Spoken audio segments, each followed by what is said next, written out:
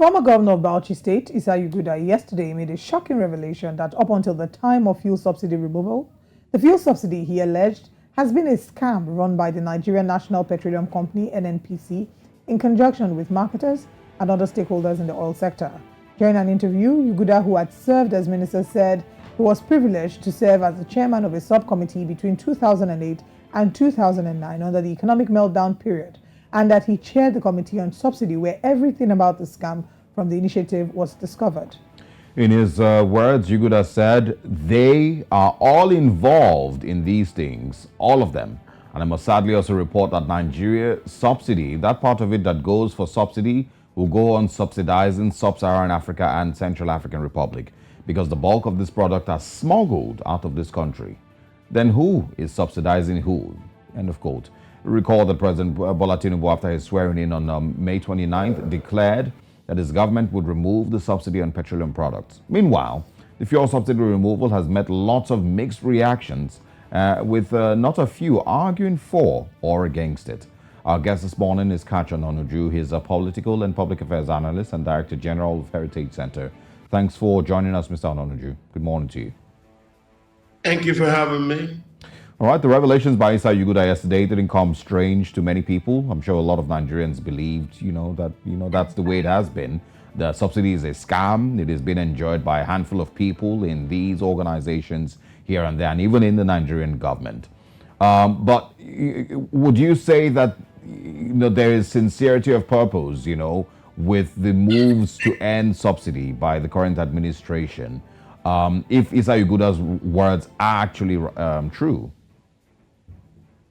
Yes, thank you for discussing this. Now, I would say Yuguda's words are an affirmation of what was already known. And as you heard him, after that particular confirmation in 2009 and 2010, President Goodluck followed those advices and did remove subsidy.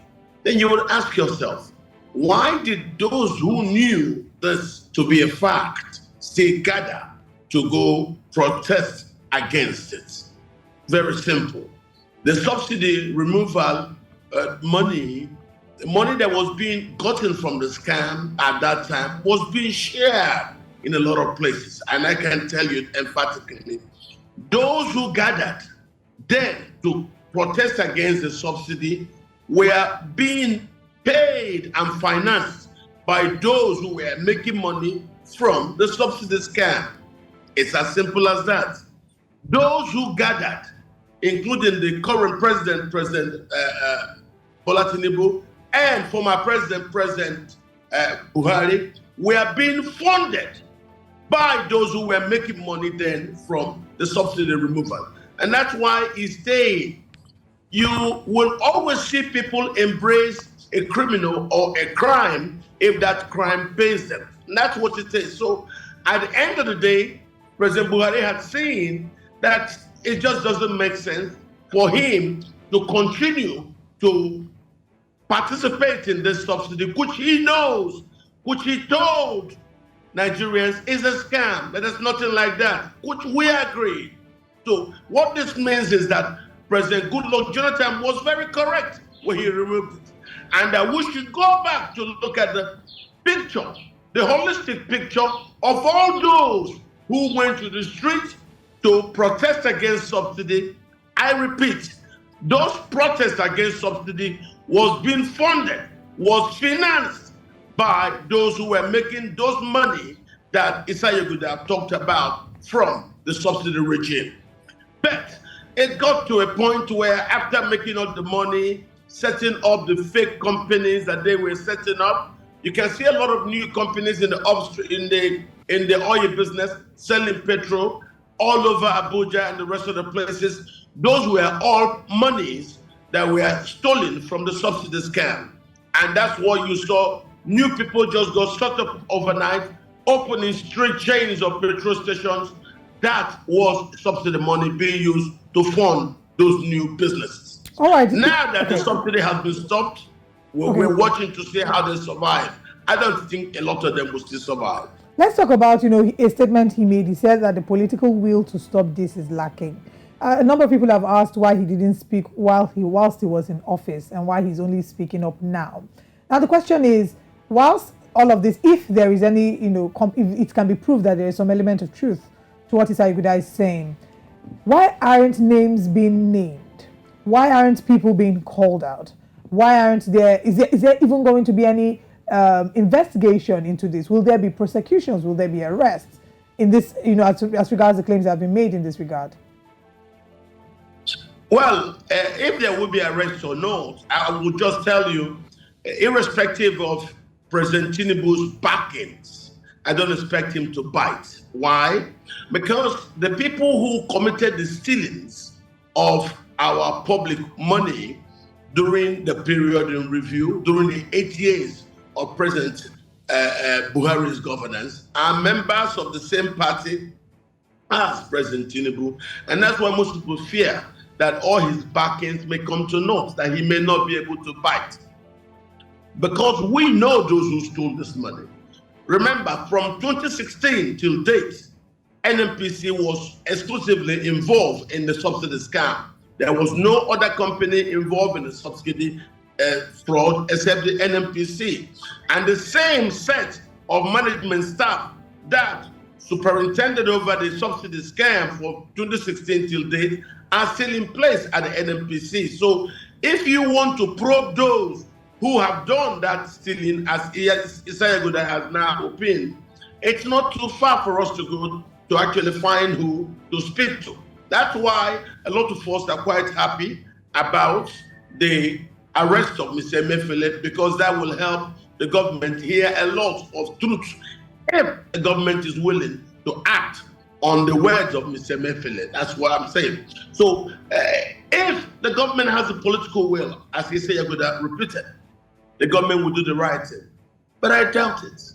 I doubt if President Tinubu's government will have the political will to ask the question, because it's not far to find the people to question. Since 2016 till date, NNPC has been the sole importer of petroleum products. And NNPC has been involved in all the scams around the subsidy. So if we need anybody to be questioned, it is the NNPC. We'll start from Mr. Melekiari. No one else has done this thing by Melekiari since 2016. So if we want to find out the truth, we start by asking him. So it's not only getting Mr. Emefiele in, we should also bring Mr. Melekiari in, because he has a lot more questions to answer. Because don't forget, he made the investments in Dangote refinery. He also is part of the stories for which Emefiele has been accused of, while he goes to the Dangote refinery every week, even though he is the central bank governor. And he was doing that because he knew how very close the scam the people in government were using the Dangote refinery to perpetrate. And he thought by going there, those in government will also see him as being very, very close and attentive to their interests. And that's why I said, if we want to investigate the stealings of the past 8 years, I think we've started very well. You take the central bank governor, the man who paid out the money. Next, you go to the NNPC man, the man who perpetrated a lot of the fraud. So if President Tinubu is with the political will, I want Nigerians to trust his backings. Of course, we know where he should go to next. If he doesn't do that, I don't think people should take him seriously. Mr. Anand, you made a lot of claims here. Would you be able to substantiate them, well enough? With the allegations that you've made, and also, does this almost feel like, the same way the United States has its relationship, the United States government rather has a relationship with the National Rifle Association, and every single, election cycle, their conversations, back and forth, and it just almost makes it seem like the NRA is a major funder of both parties. And so you never really able to get, policies that will see proper investigation or, change of laws, of gun laws in the United States. Is that what we're maybe seeing here? And so we should basically just accept as Nigerians that every single time that the government comes into power and makes these promises and barks, like you've mentioned, about ending subsidy and changing and investigating the NNPC and auditing the NNPC, that they're just, in Nigerian terms, they're just making mouth. Is that what we should accept here? No, you are very wrong. Equating the National Rifle Association in the United States with the NNPC fraud is not exactly the same. The National Rifle Association were simply lobbying to protect aspects of American laws that allow citizens to keep guns. And so when they lobby for congressmen not to tamper with that law that deals with the right to keep arms, that's a totally different thing. The NNPC scam and fraud about the subsidy regime was not written into laws. There was no law under Nigerian constitution to protect those scams. So, and I make this statement, I'm not just making claims. Don't forget who I am. I work with President Goodluck Jonathan. I was on television to campaign for removal of subsidy. I was on television when that happened. For the 8 years of the PDP's being opposition, I was his strategist, and I was on television, and I knew this thing. So I am still a man with locus to speak on these issues, and I know what happened inside the inner recesses of government. I know what happened. The reasons why it is easy today to remove subsidy is because the companies who were taking the money don't exist anymore. The only company that exists today is the NNPC. So if you want to arrest anybody, or if you look up to whoever would have funded the attack on government for removing subsidy, it will come from the company that does importation of petrol. And that company is NNPC.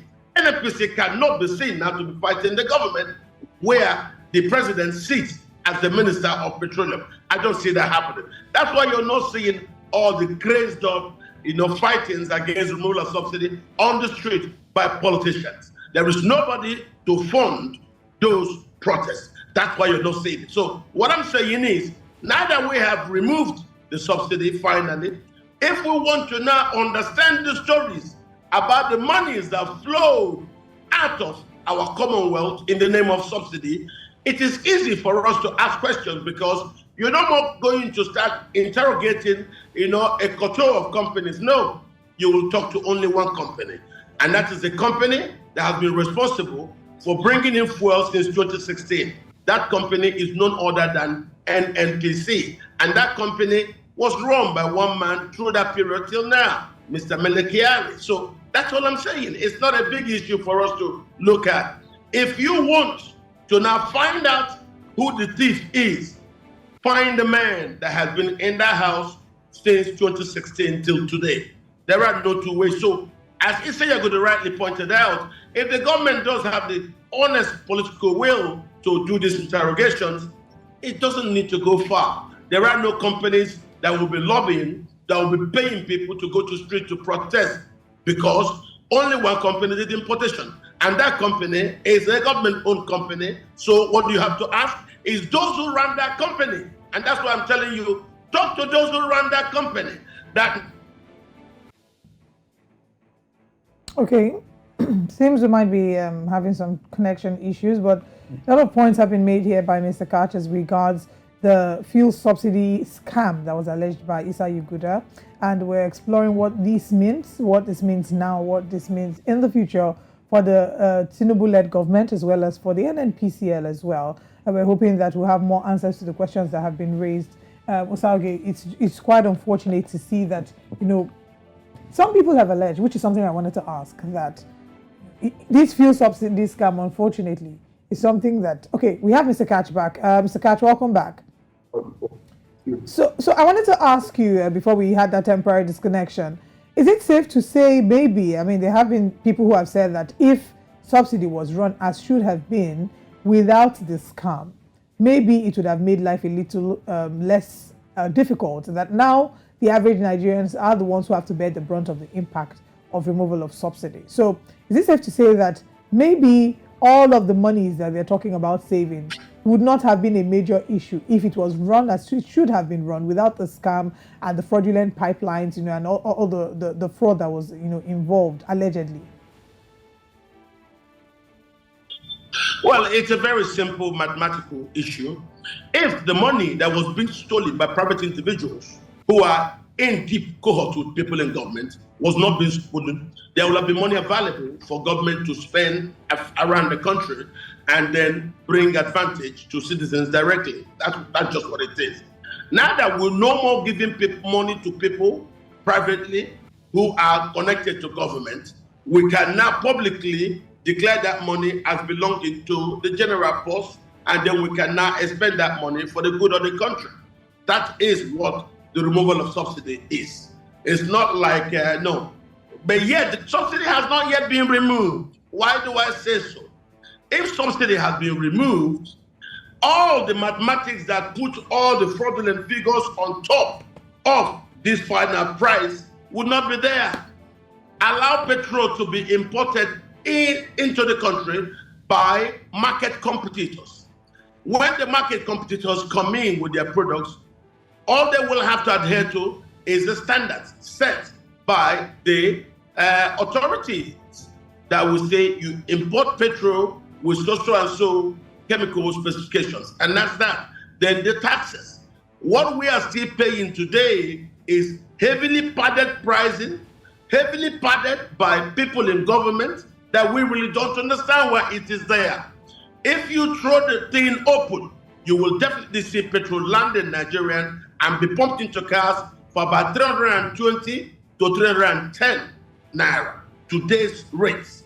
That is no good come about it. So I say the subsidy still has not been removed. Nigerians are still subsidizing the fraudulent calculations by people in government. Oh, wow. If subsidy is to be removed, let the market for importation be free and be available to all competitive importers. Let the market for distribution be free and be available to all who have the machinery and the capabilities to distribute, to store, and to dispense. This issue of removing subsidy and you're giving only one company or one set of people the right to import, the right to distribute, no. I still believe there's a lot of scam and fraud in the system. So we are watching to see how very honest we will go now that the government has mustered the will to end the stealing from our Commonwealth. That's because that's what it is. So everybody should be very, very up and doing and very interested in how these issues about petroleum are discussed. I believe government has officially ended its distortive participation in the energy markets, and I think that is a welcome one. So we now have to look at the progressive removal of government's intrusion in that market in all of it without ramification, and that includes government's removal of its dubious mathematics that brings the cost to 540 instead of about 340. Well, I believe, Mr. Ononju, I mean, we officially subsidy will be payment will end at the end of this month. You know, it hasn't. You know, I mean, figuratively hasn't ended yet. You know, it will end on the 1st of July, and so are we expecting, you know, that the price will remain around 500 where it currently is? Because petroleum and economic analysts have always said that the real price of petrol, if subsidy is truly removed, it will definitely be higher than 500 naira. It's going to be close to 700 or 1,000 naira a liter.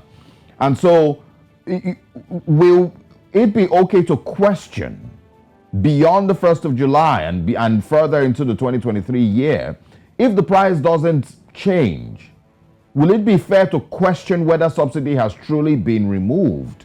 Or if the government is really still just playing games? Because if you remember, the Buhari administration claimed to have removed subsidy at some point. You know, I think in 2019 or 2020. I don't remember what time, what year exactly. They claimed to have removed subsidy and then eventually confessed that they were still paying subsidy a few months later.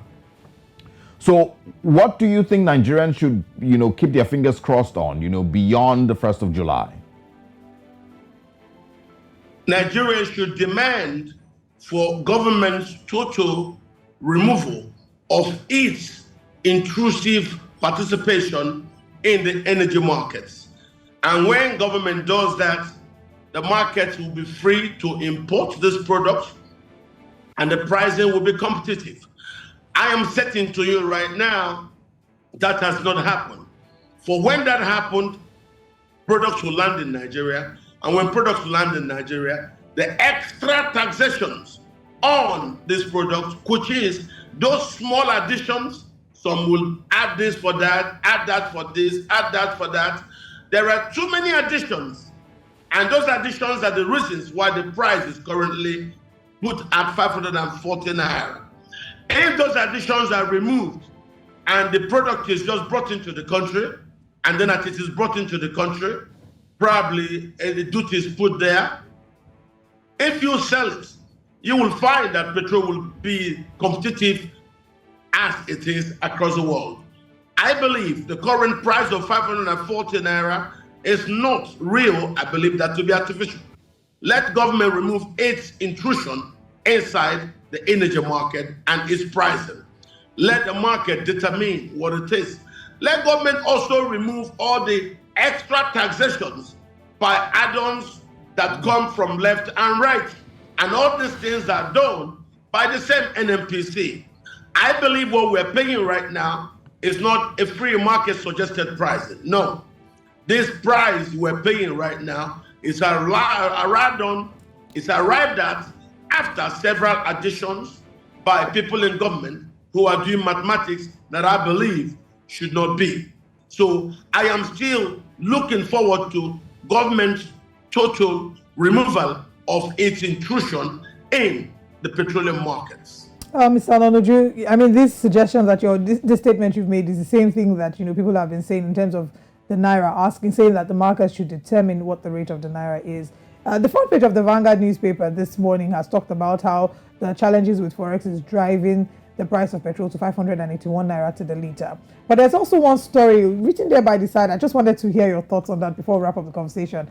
And it says, I delayed petrol subsidy removal to allow Tinubu and APC win polls, according to Buhari. Now, apparently, this is also was a statement, according to Shehu. This was in response to persistent queries by some critics who questioned why it took only weeks to remove the petrol subsidy, whereas Buhari didn't do so for several years. So there's a whole speech written in that regard. And I just wanted to hear your thoughts on that before we wrap up. Buhari, it was who removed the petroleum subsidy, not Tinubu. Tinubu only stated that as he is now being sworn in, that there are no provisions in the budgetary papers for continuation of subsidy. But it was the way he said it that then forced this, rush to hold, but he didn't remove it. You will ask yourself, why did Buhari remove it at the end, even though Buhari stated in 2010 that there's nothing like subsidy? Maybe it is, as Yuguda said, Buhari lacked the political will to do the right thing, because those around him told him, let us also be beneficiaries of this scam.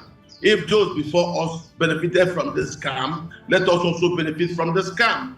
Of course, Buhari, being fundamentally dishonest and deceitful, will go along with such things. And that's why I believe he allowed it to stay for 8 years of his reign, until just when he finished, he ended it. And so I don't give him any kudos for it. All I want to do is to interrogate him. And that's why I said, if President Tinubu is to now interrogate the reasons for the sustained defrauding of the Nigerian Commonwealth, and he will see that it is members of his party, the APC, that will become the culprits of those interrogations. And that's the reason why I suspect Tinubu will not have the political will to go at it right now. All right. Considering the circumstances that brought his presidency about. Mr. Kacho Nanoju, thank you so much for your time with us this morning. We, of course, will be following up with this story and the new developments. I would love to have you join us again. Thank you for having me.